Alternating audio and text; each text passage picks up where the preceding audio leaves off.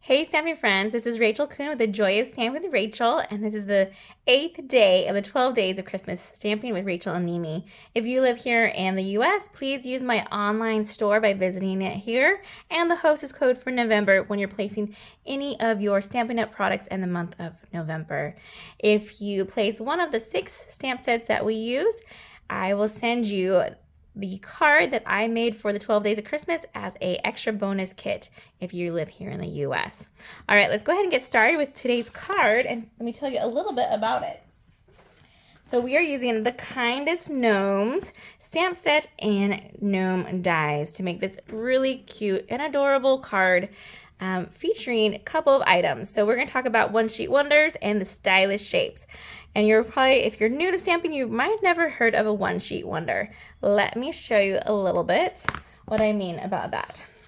So this comes in a piece of 12 by 12 piece of designer series paper. It's hard to see, my view doesn't show the whole thing, but that's a 12 by 12. And this designer series paper goes along perfectly with this suite. It's actually part of the suite.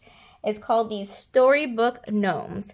And when we cut it just right, so when we have a 4 by 5 1/4, we get 6 pieces of this paper here and can make 6 cards. You can see I can put one more right here, which was this card here. So this is a great quick layout for if you need to make a lot of Christmas cards fast, or if you're making cards for a swap. With these 2 sheets, I can make 12 cards with this layout. So I love a one sheet wonder.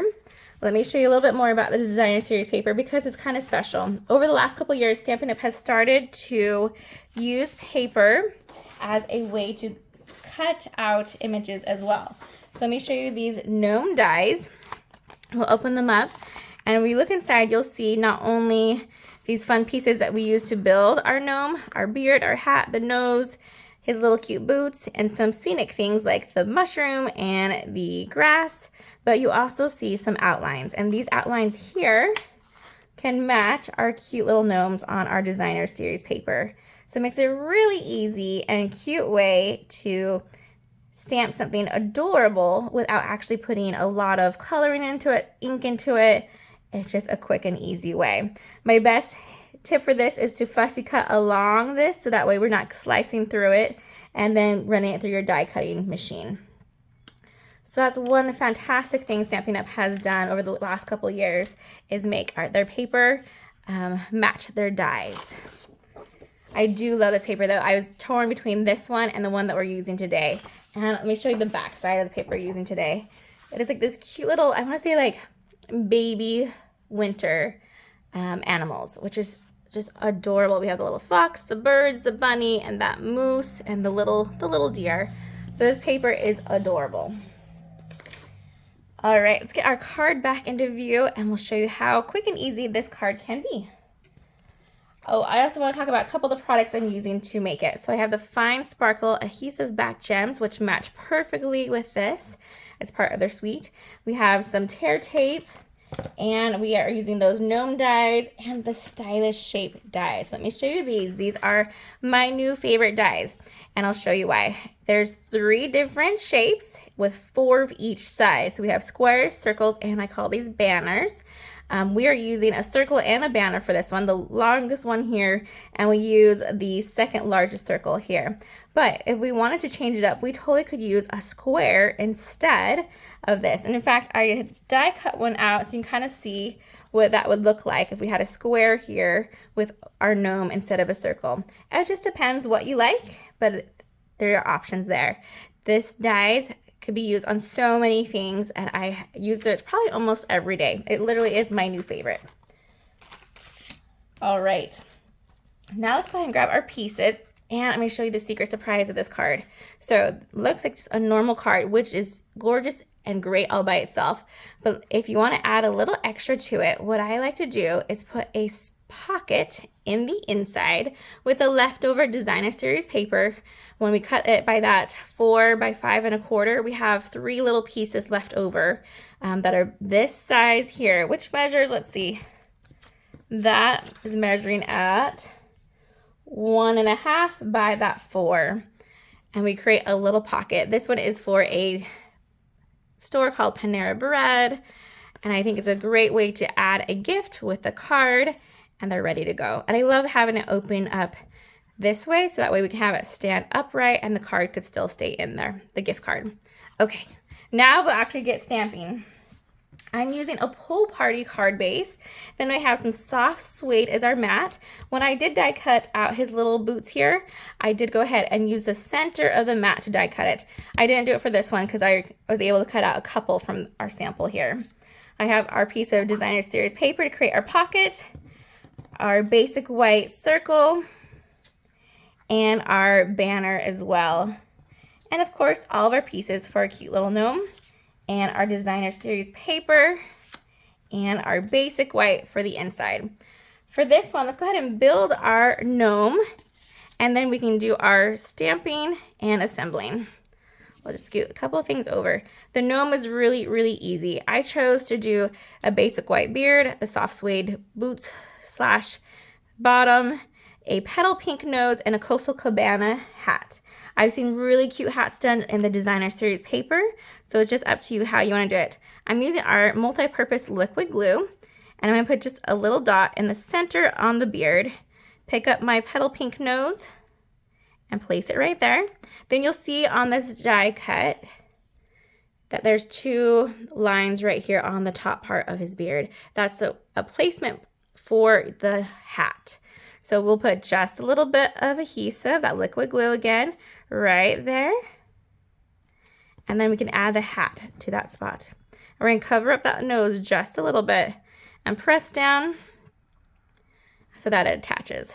Then for our little pants here, you can either use a glue dot or the liquid glue. I'm going to just do a tiniest bit of liquid glue at the very top of his little pants and boots. Then we're going to line it up, and there's no exact way you can put this. You can have it going up higher if you want to make him look longer, or have his beard go down low. I place it just about there, so I want to make sure I can still see his really cute boots there. All right, that's it for the gnome. We'll attach him on just a little bit with some dimensionals. I'm going to let him hang out over here so he can dry. And let's grab our little banner piece here. It's actually the largest banner piece. We'll grab that, and we'll get ready to stamp it. So what we want, though, is a practice spot. Here's a Post-it note for myself, and I'm going to use the Coastal Cabana. This was one of the colors that coordinated with the designer series paper, and I thought was a nice touch with the pool party. And we tied it in with his hat as well. We have our ink right there. Let's do a practice for this one. We have the Merry Christmas and a Happy New Year, which is a great, great saying. Ink it up. Make sure we have no halos, looks like a clean image, and then we can stamp it on our banner piece. Go to the furthest left of their banner in the center of it, just like so. Perfect. We're going to keep that out for just a hot minute, because what you didn't see was the very back of this card. When I flip it over, I added a cute little gnome and the copyright Stampin' Up. If you like to sell cards for the holidays or to friends, make sure when you do sell them, you need to use a copyright Stampin' Up on it, so that way it follows the angel policy.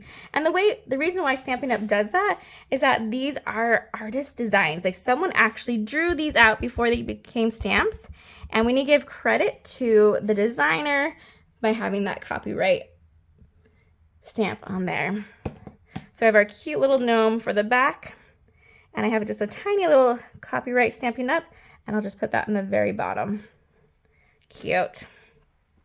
Now we can put our ink away, and we can start the assembling of the front of our card. We're going to grab our liquid glue, flip over our paper, which is almost so sad. I could almost keep it this way instead, huh? Oh, it's so hard to pick sometimes. We'll go ahead and keep that one, though, just because I'm going to use these cards as part of a swap I'm a part of on my Royal Heart Stampers team for this month. Okay, like I said, this card is great to make multiples of. Super easy. We just have a couple die cutting pieces, but I usually mostly use scraps even to do that. And I feel like this is a little uneven, so I'm going to try to place it one more time. I start from my bottom, There we go. The mat is only 1/8 of an inch wider than our designer series paper, so make sure we get it on there pretty close. Flip over our card base, so that way that's on the back, and this will be our front. We'll add that to the front. I usually try to work on my cards as long as I can while it's still flat paper. As soon as we fold it, it gives it a little bit extra thickness and it's harder to work on for myself personally. All right, for our circle here, we're gonna put a little bit of liquid glue, and then we're gonna place it so it goes overlap just a little bit where our mat and our designer series paper lies. Then we're gonna grab this guy, and look right here, he's gonna have dimensionals only on his back of his right side. So we'll flip it so we don't forget what side that we're going on. Let me grab my dimensionals. I'll place some on there. So these dimensionals have been cut off the outline of the dimensionals. The whole pack always has dimensionals all over it, so there's no reason to throw it away after you run out of the actual size right here. We'll pull off one. We'll put that one on his hat. But we only want this on one side because we want to be able to slide in that little banner piece.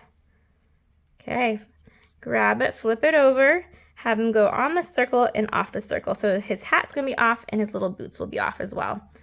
Okay, flip this over, grab some liquid glue, mostly in the center so it gives it some squish room. Slide it in to where we want it to be.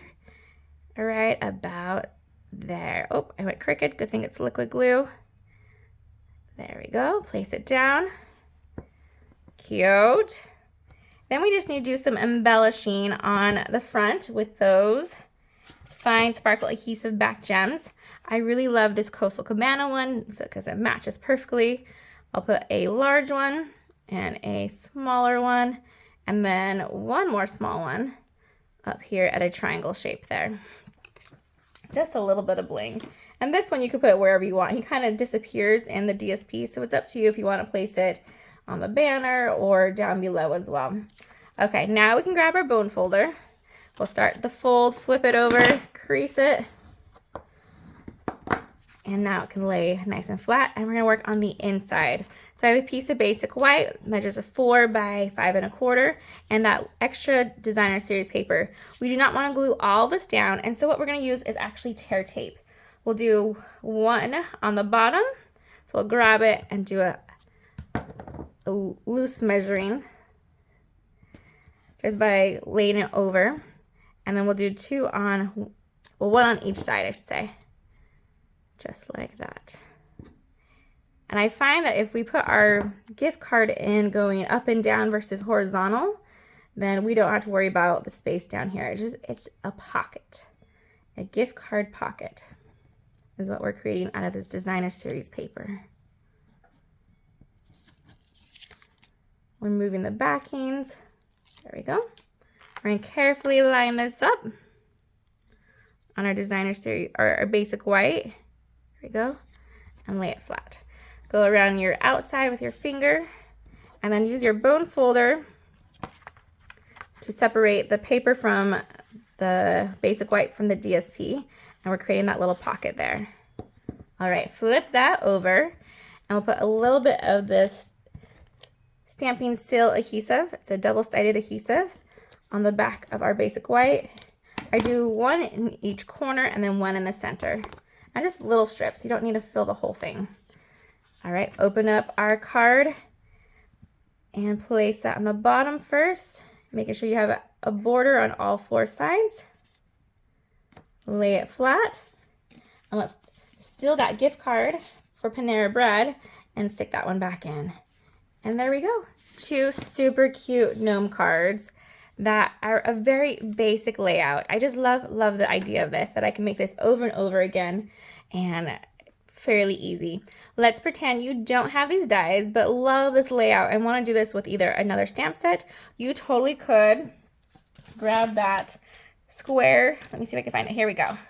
This cute little square here and your cute little stamp, and we can actually stamp the gnome onto there, and then you would probably either color him if you want, or use them however you want as well. Or if you don't have the dies or die cutting machine, you could have fussy cut those cute little gnomes out of that designer series paper.